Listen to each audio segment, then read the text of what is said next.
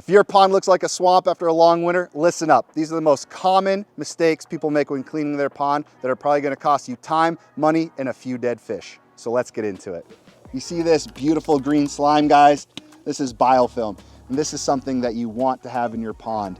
A common mistake we see is people over cleaning the pond and trying to sterilize everything and strip this completely off the rocks. You don't want the rocks to look brand new and clean when you're done with your pond cleaning. You want to have a nice green patina on all the stones because this actually helps keep the water clean, clear, and healthy.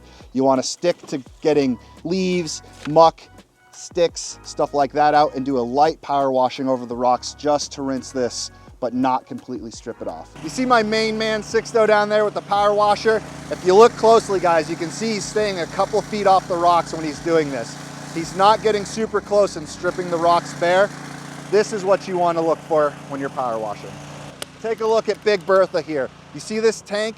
It is filled with original dirty pond water. You want to make sure when you're cleaning your pond, you save some of the original water so you can put a little bit back into the ecosystem when you start everything off. A very common mistake is people think they got to get rid of all that dirty water and put all brand new water in.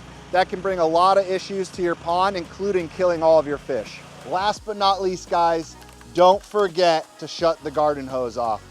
You can see the water still has to come up 6-8 inches, and we're gonna drive away.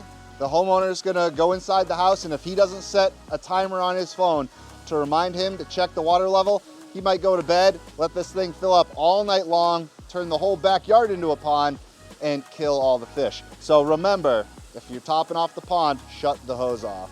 Hey Jimmy, don't forget to set a timer. Water's on. All right, folks, that's a wrap. You can see we got the pond water back in, we got the new water in there, the fish are back in their home, the pond is running.